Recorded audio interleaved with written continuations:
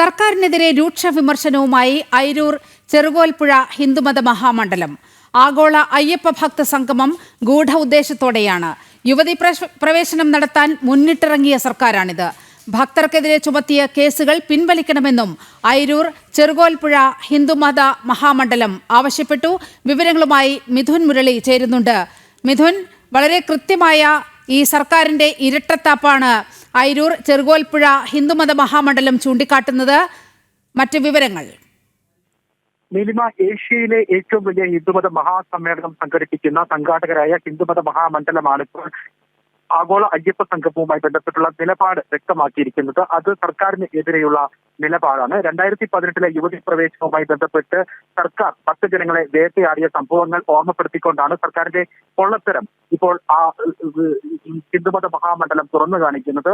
2018 യുവതി പ്രവേശന സമയത്ത് ആചാരാനുഷ്ഠാനങ്ങൾ സംരക്ഷിക്കുന്നതിന് വേണ്ടി ഒട്ടനവധി ഭക്തജനങ്ങൾക്ക് നാമജപ ഘോഷങ്ങളടക്കമുള്ള കാര്യങ്ങളുമായി നിരത്തിലേക്ക് ഇറങ്ങേണ്ടി വന്നു. ഈ ഭക്തജനങ്ങൾക്കെതിരെ നിരവധിയായ കള്ളക്കേസുകളാണ് സംസ്ഥാന സർക്കാർ ചുമത്തിയിരിക്കുന്നത്. ഇപ്പോഴും സംസ്ഥാനത്തിന്റെ വിവിധ ഭാഗങ്ങളിൽ ഈ സർക്കാർ ചുമത്തിയിരിക്കുന്ന ഈ കള്ളക്കേസുകൾ ഭക്തജനങ്ങളുടെ പേരിലുണ്ട്. അതിന്റെ നടപടികൾ ഭക്തർ നേരിടുന്നുണ്ട്. ഇത്തരത്തിലുള്ള കള്ളക്കേസുകൾ പിൻവലിച്ചിട്ട് പോരെ ഇത്തരം ആഗോള അയ്യപ്പ സംഗമം സർക്കാർ മുന്നിട്ട് പോകുന്നത് എന്നുള്ളതാണ് ഹിന്ദുമത മഹാമണ്ഡലം എക്സിക്യൂട്ടീവ് കമ്മിറ്റി സർക്കാരിനോട് ചോദിക്കുന്ന പ്രധാനപ്പെട്ട ചോദ്യം. ചില കാര്യങ്ങൾ ഹിന്ദുമത മഹാമണ്ഡലം എക്സിക്യൂട്ടീവ് കമ്മിറ്റി അക്കമിട്ട് നിരത്തുന്നുണ്ട്, സർക്കാരിനോട് ചോദ്യങ്ങളായി ഉന്നയിക്കുന്നുണ്ട്. ഇക്കാര്യങ്ങൾക്ക് പരിഹാരം കാണണം എന്നുള്ളതാണ് ഹിന്ദുമത മഹാമണ്ഡലം എക്സിക്യൂട്ടീവ് കമ്മിറ്റിയുടെ ആവശ്യം.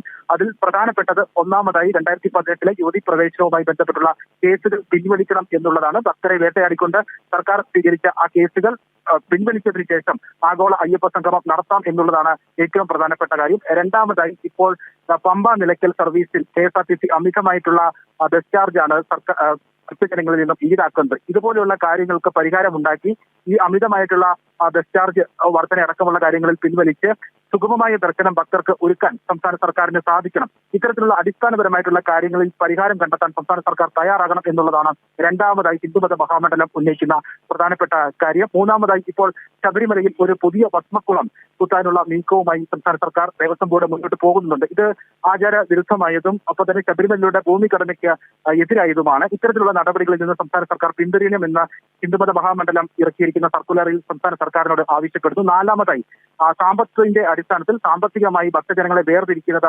ശരിയായ നടപടിയല്ല. സമ്പത്തിന്റെ അടിസ്ഥാനത്തിൽ ഭക്തജനങ്ങൾക്ക് സുഖസൗകര്യങ്ങളും ദർശനവും ഏർപ്പെടുത്താം എന്ന് സർക്കാർ നീക്കം അത് പിൻവലിക്കണം. അങ്ങനെ ഉള്ള ഒരു സ്ഥലമല്ല ശബരിമല. എല്ലാവരും ഒന്നാണ്.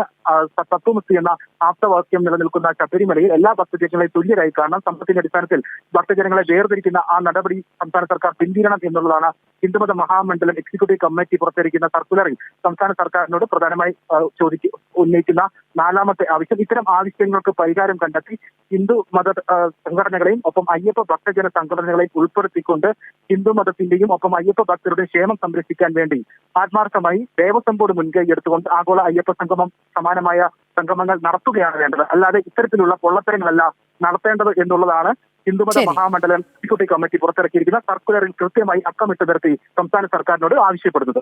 ഓക്കെ, സർക്കാരിനെതിരെ അതിരൂക്ഷ വിമർശനം ഉന്നയിക്കുകയാണ് ഹിന്ദുമത മഹാമണ്ഡലം. വിവരങ്ങളാണ് മിഥുൻ മുരളി പങ്കുവച്ചത്.